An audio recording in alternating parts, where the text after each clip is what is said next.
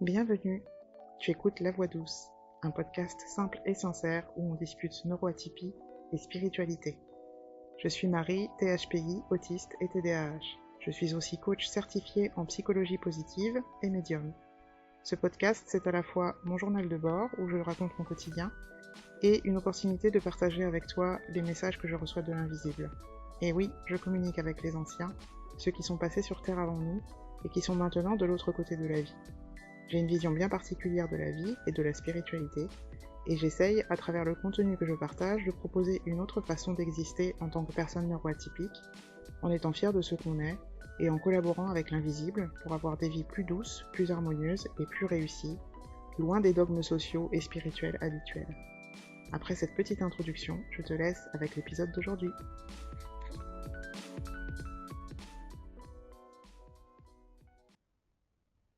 On entend beaucoup dans les contenus spirituels, globalement. En tout cas, ceux auxquels avec lesquels je suis en contact sur YouTube, on entend souvent que l'univers, la vie, les guides font exprès de nous faire vivre des situations difficiles pour nous faire évoluer. C'est c'est quelque chose que je retrouve vraiment de manière assez régulière. Et je suis vraiment pas d'accord avec cette interprétation des événements parce que même si j'y ai cru à une époque, les anciens m'ont appris à voir les choses sous un autre angle. Et c'est ça que je voudrais partager avec vous. Nous, les humains, on a tendance à plus ou moins éduquer nos enfants à la dure, en tout cas d'une certaine génération d'humains. Et même si on n'a pas éduqué ses enfants de cette façon-là, on a intériorisé par notre culture, nos cultures, que c'était normal, que c'était dans l'ordre des choses de vivre des événements difficiles, parce que on a constaté qu'il y a toujours des événements difficiles. Comme ça a toujours été le cas, on s'est jamais demandé pourquoi c'était le cas, ni comment on pouvait faire autrement. On a trouvé des moyens de supporter. Et dans ces moyens de supporter, il y a tout un cortège de croyances, dont celle que une force supérieure spirituelle mettrait sur notre chemin des épreuves qui seraient là pour nous aider à grandir. Ça se retrouve dans pas mal de religions, pas mal de philosophies, et ça se retrouve du coup dans les courants spirituels modernes qu'on connaît. Depuis que je discute avec les anciens, ils me disent que la souffrance est une anomalie. Ils m'ont vraiment transmis avec ces mots-là. La souffrance est une anomalie. Et ça m'a été répété à travers diverses transmissions médiumniques, soit télépathiques, soit à travers les cartes, soit voilà. Et évidemment, il y a eu des explications au fur et à mesure. Hein. Ils m'ont pas juste dit ça en mode matraquage dans la tête. Et ils m'ont surtout enseigné que c'était possible de faire autrement, en fait. Et je crois que le problème, il est là, c'est que on n'envisage tellement pas que ce soit possible de vivre sans souffrir, que voilà, on a inventé ces idées-là qui nous permettent de supporter le fait qu'on souffre et qu'on a l'impression qu'on n'y peut rien. C'est comme si on avait un espèce de parent sévère là-haut, là, qui nous soumettrait à des épreuves pour nous faire comprendre des trucs, pour nous faire avancer, etc. Mais je crois que ce qui fait qu'on avance avec ces choses-là, c'est qu'on a une capacité de résilience qui est phénoménale. Et du coup, on a confondu cette capacité de résilience avec une espèce d'objectif qu'il y aurait derrière le fait de souffrir. Je pense que c'est ça. Et moi, je pense que je pense que la nature ne soumet aucune espèce à la souffrance. Déjà, la nature, elle n'a pas d'intention réelle autre que de perdurer, en fait. Et dans la nature, quand on observe toutes les espèces, il n'y en a aucune qui se soumet volontairement à la souffrance, comme nous on fait. Du coup, on peut se demander est-ce que notre façon d'interpréter les choses, de les vivre, de les faire, n'est pas contre nature? Est-ce que c'est normal de vouloir continuer comme ça si personne d'autre ne fait ça? Personne d'autre, je parle des autres espèces. Hein. Ce que les anciens m'ont appris, c'est que on a toujours la possibilité de refuser la souffrance. Et je pense pas que notre destin s'accomplisse à travers des épreuves, vraiment. Je crois que ce qui se produit en réalité, c'est que on est parfois emmuré dans des façons de penser, des comportements, des sentiments qui ne nous permettent pas de ressentir la guidance des anciens et qui ne nous permettent pas non plus de ressentir notre intuition. Et je distingue les deux parce que pour moi, l'intuition, c'est notre instinct de survie, en fait. Il se trouve qu'il se traduit dans notre espèce à travers des idées, des émotions. Euh, le langage est présent, donc forcément il intervient dans ces aspects-là. Mais pour moi, c'est l'équivalent de l'instinct de survie de n'importe quel animal, de n'importe quelle espèce. Donc quand on est dans certains comportements automatiques, dans certaines pensées, dans certains sentiments, on n'a plus accès ni à la guidance des anciens, ni à notre intuition. Par exemple, quand on veut aller trop vite, quand on essaye de se dépasser tout le temps. Et ça, c'est des injonctions qui sont super présentes, vraiment très fortes à notre époque. Et vraiment, ça nous coupe du mouvement naturel de la vie, parce que la vie, elle choisit toujours la solution la moins coûteuse en énergie, et celle qui va dans le sens de la préservation. Et le fait de courir partout et de vouloir se dépasser, ça va à l'encontre de ce truc-là qui est naturel. Un autre exemple, c'est quand on est pris par une douleur ou par l'angoisse et qu'on ne prend pas le temps de s'arrêter sur ces signaux d'alerte parce qu'on les considère comme normaux ou parce qu'on les considère comme bloquants, au lieu de les voir comme des tentatives de nous rediriger vers la sécurité. Et quand je dis des tentatives de nous rediriger, c'est pas quelque chose d'extérieur qui essaie de nous rediriger, c'est notre propre réaction à ce qu'on est en train de faire ou à ce qu'on est en train de vivre qui nous dit attention danger, retourne à la sécurité. Ça vient de l'intérieur, ça vient de nous.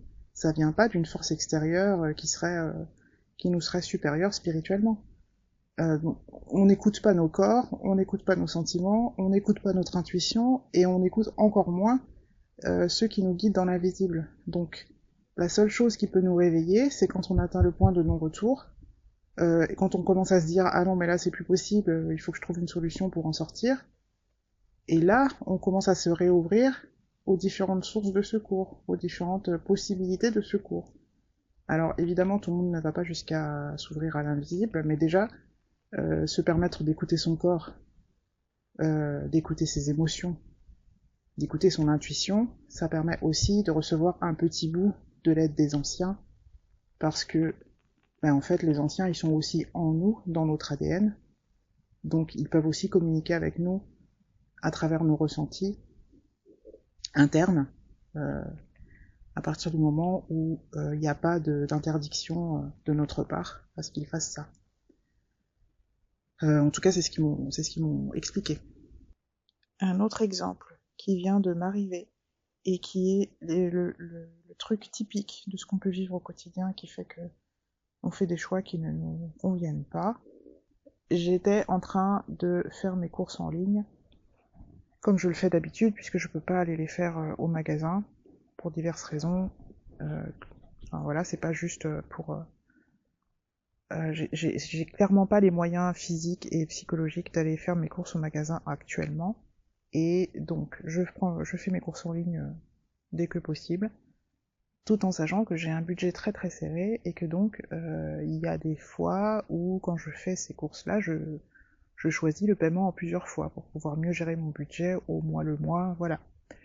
Donc je voulais faire ce paiement en plusieurs fois et enregistrer cette façon de payer sur l'application pour que je puisse aller plus vite la prochaine fois que j'utilise ce moyen de paiement. Et en fait, pendant le processus des étapes de paiement, il y a eu un truc en rapport avec l'enregistrement du moyen de paiement comme pour la prochaine fois qui était pas clair. Et à un moment, j'ai un bouton qui me disait de valider, mais je savais pas si je validais le moyen de paiement ou si je validais le paiement pour cette commande-ci. Du coup, j'ai ressenti un petit truc en mode oula, qu'est-ce qui se passe, attention, et en fait, je l'ai pas du tout écouté. Mais pas du tout. J'ai juste validé en me disant bon vite, je m'en débarrasse, c'est parce que ça me stresse beaucoup à chaque fois que je dois faire une dépense. à cause du fait que j'ai un budget serré et que j'ai pas le choix, je suis bien obligée de manger, enfin voilà. Je me suis dépêchée en me disant vite, je me débarrasse de ce stress. Et en fait, il aurait suffi que j'écoute ce sentiment et que je me dise, bon, si j'ai peur, c'est qu'il y a un truc qui va pas, donc je recule et je recommence la manœuvre pour voir, enfin, autrement, ou pour qu'elle se passe d'une manière qui me correspond. Enfin voilà, j'aurais pu faire ça, et je l'ai pas fait. Donc le paiement en 4 fois n'a pas été pris en compte, ma commande a été payée en une fois, et je me retrouve à avoir quasiment vidé mon compte à la moitié du mois. Ça m'énerve. Mais bon, voilà, c'était un bon exemple de ce que j'essaye d'expliquer sur le fait de pas s'écouter. Et voilà, même quand on le sait, comme c'est mon cas, même quand on a été, entre guillemets, éduqué à s'écouter, comme ça a été mon cas par les anciens, avec qui je fais quand même des tirages tous les jours depuis des années, et qui me parlent aussi en claire audience toute la journée, enfin pas toute la journée, mais en tout cas régulièrement. Malgré tout, j'ai encore des moments où je n'écoute pas mes signaux et je fonce, et du coup je me plante. Voilà, un autre exemple. Autre chose que je voudrais rajouter par rapport à ce qui fait qu'on n'écoute pas nos signaux, c'est que quand on vit dans... Bon, j'évoque le fait d'être dans cette course en avant et de vouloir toujours se dépasser, etc. Mais il y a aussi le fait d'être déjà dans des conditions de vie qui nous pressurisent avec trop de choses qui nous obligent à fonctionner différemment de comme on est. Trop de choses qui nous stressent, trop de choses qui sont compliquées et qui ne relèvent pas de notre pouvoir direct. Clairement, dans l'exemple que je viens de donner, c'est si j'étais pas dans une situation financière qui me crée du stress, avec une trop peu de moyens, depuis des années, parce que ça fait 5 ans que je suis en burn-out, sans activité. Avant ça, j'étais en activité, mais de manière assez sporadique, parce que j'ai fait d'autres burn-out avant, sans savoir que c'était ça. Et il fallait que je me relève et que je réussisse à gagner ma vie malgré tout. J'ai eu des périodes difficiles à cause de situations d'abus psychologiques que je vivais aussi pendant des années. Tout ça fait que je me retrouve dans une situation de précarité financière contre laquelle pour l'instant je ne peux rien et avec laquelle je dois composer au quotidien, qui est source de beaucoup de stress. Et quand on est soumis à un certain niveau de stress, les fonctions cognitives sont moins efficaces. Donc ça veut dire qu'on est moins capable de prendre du recul, moins capable d'analyser les choses tranquillement. On est effectivement dans cette fuite en avant, mais une fuite en avant qui vient de la peur. Et c'est ce qui s'est passé pour moi par rapport à mes histoires de course là. Donc il n'y a pas que les principes de notre société qui pourraient court-circuiter nos intuitions et notre guidance. Il y a aussi le fait que si on vit avec trop de difficultés, c'est compliqué de réussir à s'écouter complètement. C'est pas impossible, mais c'est compliqué. Donc au final, je dirais que le process, c'est de déjà commencer à essayer de trouver des solutions par rapport à ces difficultés, pour pouvoir libérer de l'espace mental et retrouver le pouvoir sur sa vie. Voilà. Ça prouve bien que l'éducation à la dure, ou le fait d'être poussé à évoluer à travers des épreuves ou des difficultés, c'est contre-productif au final, parce que si ça nous empêche, quand on est sous pression, d'écouter nos signaux vitaux intérieurs, je vois pas en quoi le fait de nous imposer du stress à travers des systèmes, des injonctions éducatives, etc., va nous aider à évoluer dans le bon sens. Du coup, voilà, moi je pense vraiment pas qu'il y ait une force spirituelle supérieure. Déjà, je crois pas qu'il y ait une force spirituelle supérieure, point. Mais je crois encore moins que cette force spirituelle, si elle existe, orchestrerait nos vies avec des épreuves pour nous faire évoluer. Enfin, voilà. J'ai eu cette croyance à un moment donné, quand j'étais happée par les idées du New Age, sans savoir que c'était ça qui, euh, qui nourrissait ma spiritualité. Et depuis que j'ai quitté cette croyance, je m'aperçois qu'en fait, on a toujours des signes avant-coureurs, comme des espèces de tentatives des anciens, ou de la vie, ou de... appelle ça comme tu veux, qui essaient de nous avertir qu'on va on va vers le danger, qu'on va dans une mauvaise direction. Et en fait, moi, je me rends compte à chaque fois que j'ai ignoré ces signes-là, ou je les ai mal interprétés, ou j'étais dans la confusion, parce que j'allais trop vite, que j'étais, comment dire, guidée par des injonctions qui allaient à l'encontre de ma nature, enfin, plein de choses qui m'obscurcissaient finalement le discernement, la vision des choses, une vision claire des choses.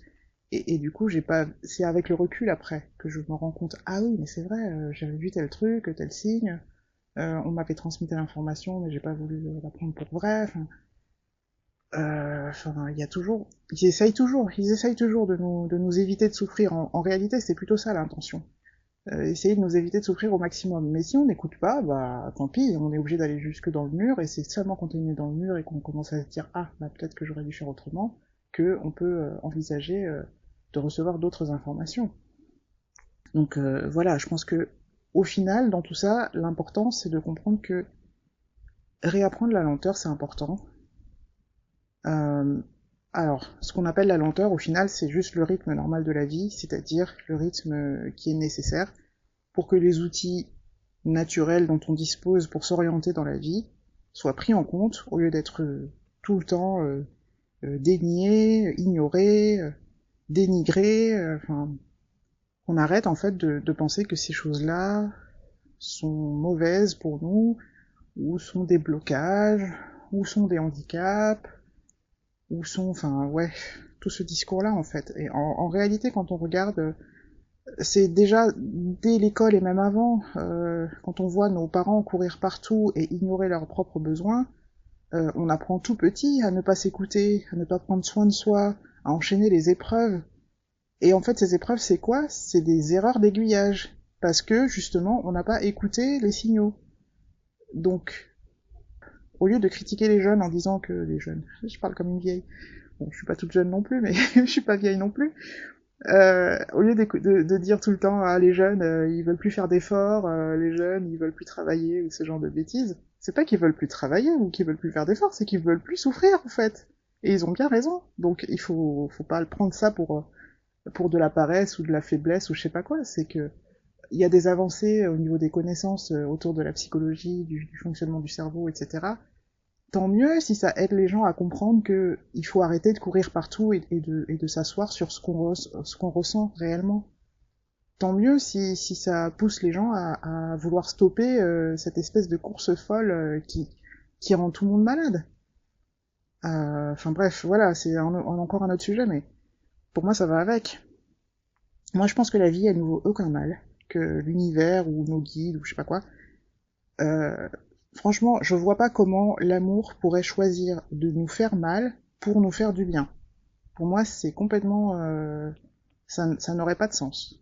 Donc voilà. Donc je t'encourage, si c'est pas déjà fait, à ralentir et à vraiment prendre en compte tes signaux internes parce que ils veulent toujours ton bien et ils essayent toujours de te dire quelque chose de sensé. Et, euh, et la vraie intention de la vie, c'est juste de te préserver, c'est pas de te mettre des bâtons dans les roues ou de te faire apprendre des choses à la dure. Donc, si quelque part quelque chose te dérange, te fait mal, ça veut dire qu'il y a quelque chose qui va pas dans ce que tu es en train de faire ou dans ce vers quoi tu t'orientes ou dans ce qu'on est en train de t'imposer. Enfin bref, tout dépend de la situation de chacun, mais je t'encourage vraiment beaucoup à plus t'écouter et à plus respecter ce que tu ressens. Moi personnellement, depuis que les anciens m'ont accompagné par rapport à ça, c'est sûr que ça fait sortir un peu des sentiers battus parce que bah ça force à dire non à certaines choses auxquelles tout le monde dit oui, mais ça m'a vraiment énormément aidé et je suis allée beaucoup plus vite par rapport à ce que je voulais réaliser dans ma vie et déjà par rapport à ma guérison tout simplement. Parce que passer outre mes signaux, ça veut dire aussi laisser perdurer des sources de souffrance qui devraient plus être là et qui sont néfastes à mon épanouissement, à ma survie. Donc voilà, je pense que la bonne façon d'évoluer, c'est plutôt d'être dans la confiance et dans la sécurité, plutôt que d'être juste bombardé par des épreuves et d'essayer d'éviter les coups, et pour moi c'est pas la vie ça. Voilà, donc c'était mes pensées du jour sur cette question. Je te remercie pour ton écoute. À bientôt. Avant qu'on se quitte, une petite info, tu ne le sais peut-être pas, mais je propose aussi des guidances spirituelles individualisées, ainsi que des soins énergétiques. Tu peux trouver toutes les infos concernant mes services et aussi des articles de blog sur mon site internet lavoidouce-coaching.fr. Et n'oublie pas, si tu penses que ça peut être utile à quelqu'un d'écouter ce podcast, de le partager autour de toi. À bientôt!